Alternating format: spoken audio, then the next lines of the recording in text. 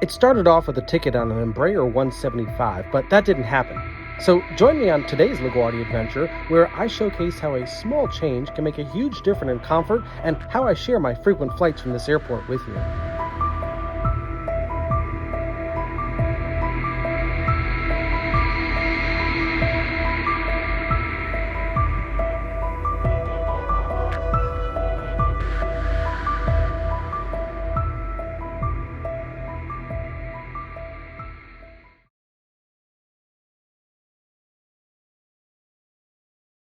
Welcome back to LaGuardia Airport. As usual, as I enter Terminal C, I have the standard two items in my mind: our climb out off the departure runway and our initial departure fix. From the ride to the airport, it looks like almost all departing flights are flying the Whitestone climb off of runway 13 today. And since I'm headed to Jacksonville, Florida, I'm anticipating that after the Whitestone climb, we'll be flying to White. Okay, so what does all this mean? I'll explain it all in more detail from my window seat on the left side of the plane later on. Let's head into the Delta Sky Club for a view of the airport operation. With the wind coming from due south, runway 22 is the landing runway, and runway 13 is the departure runway. This airplane is over the runway 22 approach light pier and will settle down onto the runway in a moment.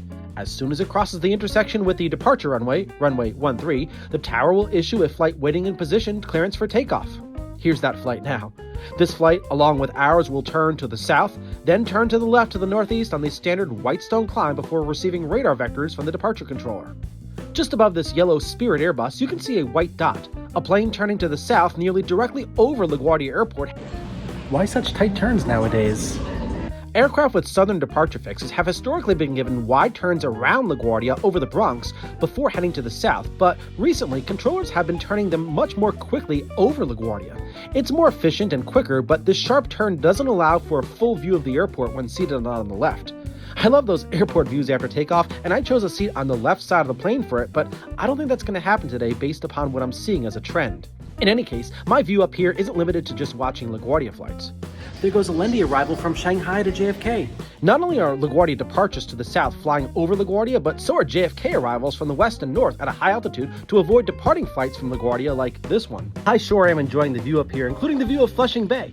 Don't forget to check out my video from October 14th where I arrive at LaGuardia Airport by boat. My boarding pass says that my departure gate will be 84, and at gate 84 I see an Embraer 170. I purchased a ticket on an Embraer 175, not a 170. It looks like my aircraft type was downgraded to a smaller aircraft type. There are less seats on this plane too. Interesting. It's time to leave the Sky Club and head on over to that gate. Of course, I looked for my plane as soon as I left the Sky Club from a different window and saw that the plane was no longer at gate 84. What happened? So my Embraer 170 was at gate 84 and it looks like it's been moved to gate 77 now. Gate 77 is in a brand new concourse, so the boarding experience will be completely different than what I was expecting, as the original gate 84 is in the old D gates area of the old D terminal, which is still being used since Terminal C is not fully complete yet. Alright, so here's the deal. As I mentioned earlier, my aircraft was downgraded from an Embraer 175 to an Embraer 170. The Embraer 170 is smaller than the Embraer 175, and my seat was actually changed. I specifically chose a seat behind the wing, and I guess there was nothing available, so they moved me up to a seat right around where the wing is. That may obstruct my view a bit. As you know, it's all about seat selection for me, and I strategically choose seats to get the best views. I really wasn't happy knowing my seat would be over the wing. I mean, who would purposely book a seat over the wing when you can't sit down? There's not even an exit row with extra legroom on the Embraer 170. I'm going to forget about my seat for 1 minute only as I descend the beautiful escalator to this stunning concourse. Then I'll worry about it again at the gate.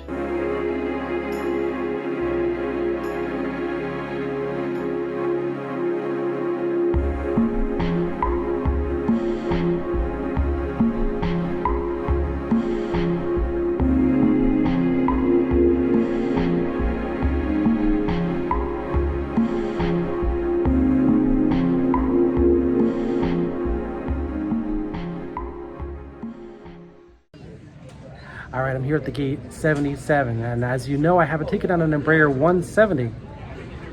That is not an Embraer 170, that's an Airbus A321. Looks like this flight hasn't left yet. My flight is next. Boarding is supposed to be in about 10 minutes, but that's not gonna happen today. All right, it's 2:47. My scheduled boarding time is 2:57, and they're not done boarding the Atlanta flight at this gate. Well, as soon as I said that, they closed the door for the Atlanta flight, but there's no way we'll be on time. And I had thought that my Embraer was going to be at this gate since I thought it was tugged over from gate 84. I'm confused now. I wasn't expecting this plane to be here, and I'm not 100% sure at the moment where my aircraft is. Okay, I'm going to do a little bit of walking here. I asked the gate agent, will we be delayed at all? Kind of gave me a look as if, no, we won't. If the aircraft is supposed to be boarding in a few minutes and there's another plane at the gate, I don't think we're going to be on time today. A little bit of an update now. I thought that the aircraft was actually here for many, many hours on the ground. Just looking at some flight trackers, it showed that the aircraft had actually come in last night. That's not the case. The aircraft actually just came inbound to the airport with a full load of passengers, so we have to wait for all those passengers to deplane. Then they have to service the aircraft, fuel the aircraft, and then we'll go to Jacksonville. So we will be delayed. Just as we reach the actual boarding time, they've now delayed the flight. And the flight to Atlanta left the gate the moment I was supposed to board our flight, but waiting just outside the terminal on taxiway Alpha was my Embraer 170, which immediately took its place under the guidance of the ramp controller, who ensured that there was enough room for the small E170 to get around the much larger A321. Finally, the sign at our gate shows my flight to Jacksonville, and finally, the delay is reflected. This airplane was not the airplane I saw over at gate 84. This airplane just landed from Ohio and has a full load of passengers. And this airplane had been waiting on the taxiway after landing for the gate to open up. We'll have to wait for all the passengers on this airplane to deplane before we can board.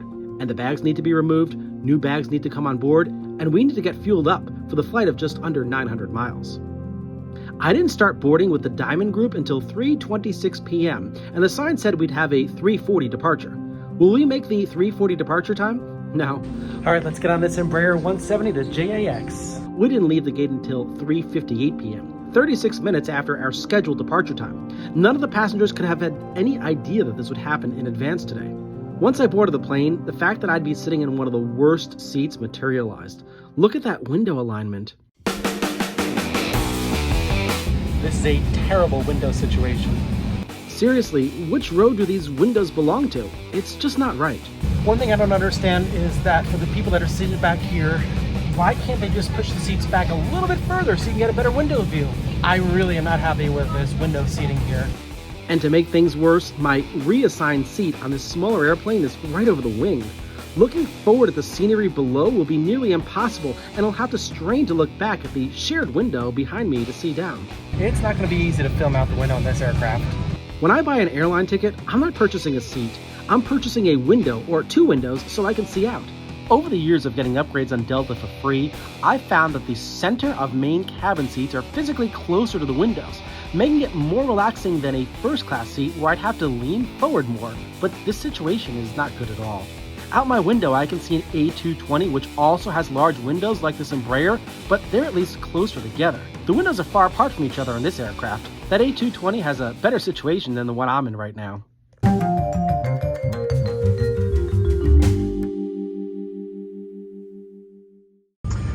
Today's flight's gonna be 1 hour 48 minutes. That's wheels up to touchdown. Be cruising at 34,000 feet. Do our best to find the smooth air and get the fast belt sign on our fuel once we reach our cruising altitude. And right now, the latest weather in Jacksonville, it's winds about 15 miles an hour out of the northeast with hazy, partly cloudy skies with some rain showers kind of in the area. Thanks very much for flying with us. We'll be underway shortly. Please enjoy the flight. All right, we're getting ready for pushback. I'm trying to figure out which window to look out of, and it's not comfortable. Even while I'm on the ground, I like to focus on the operation, like this aircraft landing on runway 22 and this larger Embraer 175 that's passing behind us. The jet bridge was finally removed as I watched the plane climb out off of runway 13, thinking that we'll be there soon. I love the window seat. 36 minutes after our scheduled departure time, the ramp was clear behind us, and the ramp controller cleared us to push back. We pushed back onto the ramp onto lane 12, which is between the concourse we left from and the old C concourse at the western end of the terminal. The tug pushes us backwards, so we wind up with our nose facing toward runway 13. As the tug swings around, we get a very good view of the western concourse. Many people don't realize that the C terminal at LaGuardia is still a work in progress, and instead of this concourse being torn down and being rebuilt, it's just going to get renovated. The entire side of the concourse that we're looking at is not being used and is under renovation, although this is an active concourse. All of the functional gates are on the other side. I'm focusing heavily now on what I can see above the wing because I'm anxious that I won't be able to see too much looking down when airborne since the wing will block a lot of the view. Once we're in position to taxi, the tug is removed and we start our engines to move under our own power to runway 13 under the guidance of LaGuardia Ground Control, a position in the control tower handling all movements on the taxiways here. We're told to make a left-hand turn on taxiway Bravo via the exit taxiway Mike. From there, we can taxi along the length of runway 13, our departure runway, to the takeoff entry point. Along the way, we'll have to cross runway 22, but we won't do so until we're instructed to do so by ground control. Once we take off on runway 13, we'll fly what's known as the Whitestone Climb. It's the climb out that everyone is flying today, and it calls for a right turn to the south after takeoff. Then, after passing the 2.5-mile mark from the LaGuardia VOR, a navigational aid at the airport, a left turn to the northeast is made. From there, it's up to the controller to assign further headings, also known as radar vectors, to get to our departure fix or gateway out of the area. Today, our departure fix is white, the standard fix for flights used to the south when there are no weather issues, and today there are no weather issues. So we'll be told to make a left turn to get around there, and that will come very quickly after our climb out. More on that later. With traffic on final approach, the ground controller tells us to cross runway 22, as well as an American Eagle Embraer directly behind us. You'll see how close that plane is to us in a moment. The controller wanted to ensure that the two planes get across the runway before the next aircraft lands on runway 22, so the Embraer behind us got really close. Once we cross runway 22, instead of proceeding straight to the runway, we're actually told to turn to the left. My first thought is that this is going to lead to some sort of delay because that puts us away from the runway, and I can't tell you how many times I've held in that area due to our departure fix being closed, but we actually use this turn simply to go around other aircraft that we're holding this time. As I mentioned, our departure fix white is not experiencing any delays today, so we don't have to take a ground delay. Here's the airplane that landed on runway 22 immediately after we and the other aircraft crossed the runway. After proceeding southbound on taxiway Double Alpha, we make a right turn on taxiway Echo to start the process of heading toward the runway. Our turn back is on taxiway Double Charlie, which gets us around other airplanes waiting to take off. Double Charlie will lead to taxiways that feed the beginning of the runway, and there are no aircraft in our path since they're holding off to our right, so the ground controller has us switch frequencies to the person in charge of the two runways, the local controller. The local controller informs us that we can line up and wait on runway 13. As I said earlier from the Sky Club, a runway 13 departure will not get clearance for takeoff until an aircraft lands on runway 22 and passes the two runways intersection, providing that there's no aircraft really close behind for landing. Runway 13 takeoffs reach the intersection rather quickly since it's close to the beginning of the runway, so there's generally enough room to almost always issue a plane takeoff clearance right after an arrival lands. We need to wait for a CRJ 900 to land on runway 22 before we're issued takeoff clearance. Here's that CRJ 900 now. I'm happy I can see it above the wing because I don't know what I'll be able to see once we're airborne as I think about the many tight turns that we'll make. Now that the coast is clear, the tower issues us takeoff clearance on runway 13.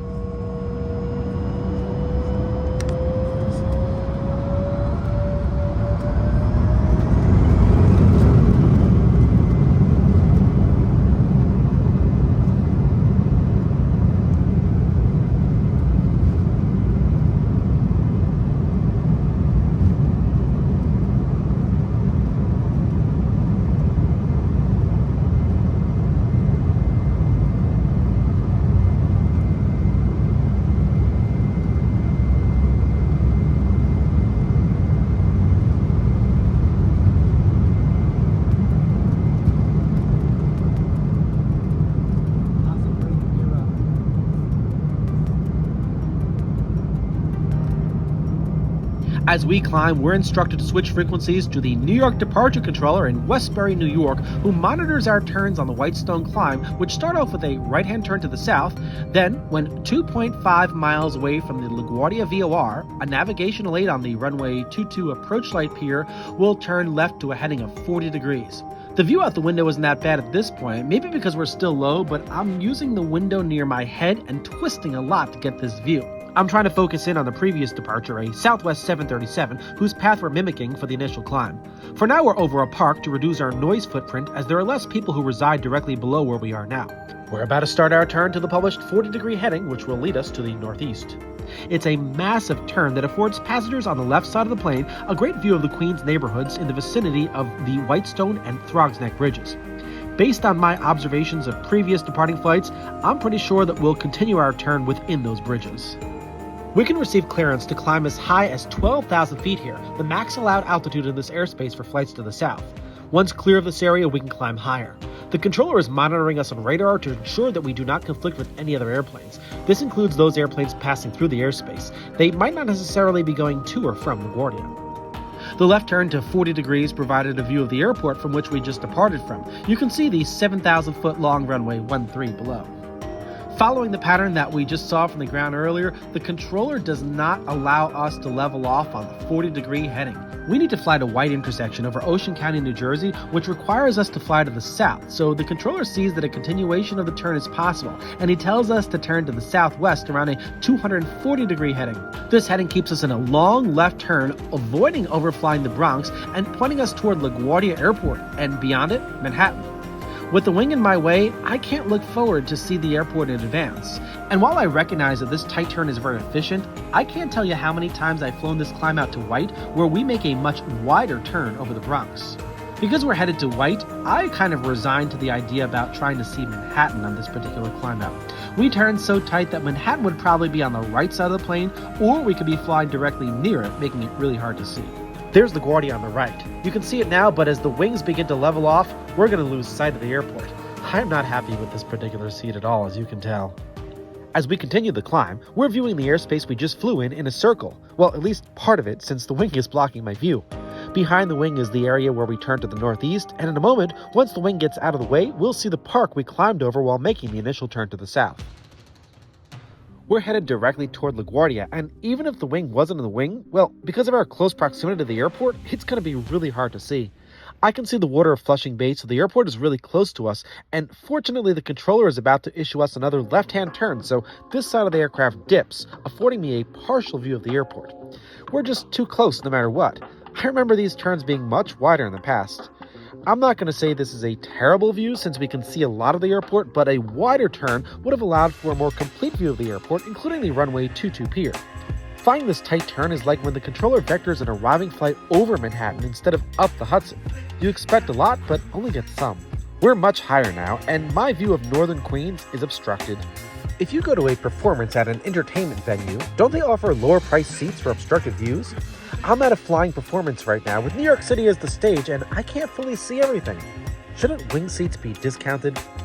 What I can see here are the multiple parks in Queens, but what I'm really looking forward to from seeing up here is the view of Kennedy Airport, the larger New York City airport, which really stands out in Queens.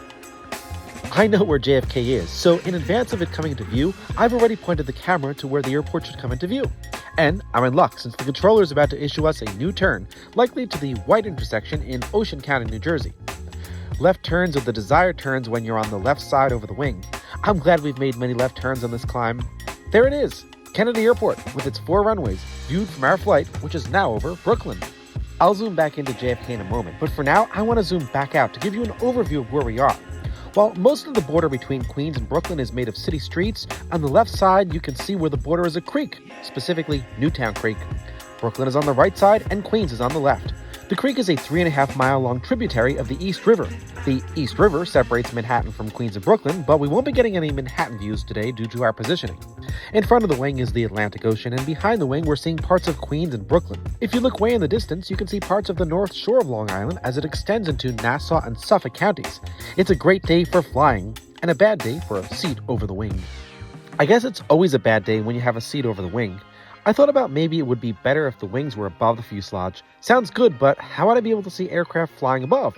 If you watch this channel a lot, you know that while en route, I like to do air-to-air videos of flights and identify who they are, but on this flight, I didn't spot any other planes out there. However, I know that JFK Airport is coming back into view, and the airport is using runway 13 left as the arrival runway, which requires arrivals to roughly follow the Belt Parkway along Jamaica Bay with a right turn onto the final approach course. So I'm looking forward to seeing these arrivals as JFK Airport comes back into sight. There's one down there, roughly following the path of the Belt Parkway at around 1,200 feet, getting ready to turn to land on runway 13 left. The longer runway, runway 13 right, which we see next to the bay, is being used as the departure runway, and departing flights will take off away from us into Nassau County. Here's another JFK arrival that just flew by Breezy Point and is approaching Floyd Bennett Field, descending from 3,000 feet to 2,000 feet toward Canarsie. Eventually, this plane will make a sharp right-hand turn to land, just like the previous arrival. And here's Breezy Point, which is at the west end of the Rockaway Peninsula. On the right side is the Atlantic Ocean. It took us 6 minutes to get to the Atlantic after takeoff. Oh, and yes, there is another airplane down there going over the ocean, getting ready to fly that approach to JFK. As we climb into the airspace of air route traffic control centers, we're only briefly over the water before climbing over New Jersey, paralleling the shoreline. This is Allenhurst, Lock Harbor, and Asbury Park, New Jersey, popular seaside towns. Beyond that, we see the Manasquan Inlet, a way for boaters to access the ocean from the Intracoastal Waterway. Protected waters formed by the Barrier Islands are popular areas for boating. This is Atlantic City, New Jersey, the gaming capital of the East Coast. I had to struggle with this one, capturing it in front of the wing, then later on when I was able to see it behind the wing. A left turn in the en route phase of flight allowed me to see more comfortably the Cape May Peninsula at the southern tip of New Jersey. We're now in Maryland, and that's Ocean City below. And just past that, I was able to see the Chesapeake Bay Bridge Tunnel. Up next is Virginia. This is Naval Station Norfolk Chambers Field, and that's followed by downtown Norfolk. Why am I the only passenger looking down, especially when most passengers have better views? I mean, look, there's Myrtle Beach, there's Charleston, and there's Hilton Head Island. This is a tour of the East Coast. After Hilton Head Island, we began our arrival and descent to Jacksonville. Because the air was smoggy, this was the only time I accepted my obstructed view because no one could really see that much from any window seat as we descended and turned to the airport under the guidance of approach control. Shortly after our descent, we were cleared to land by the control tower. Let's land.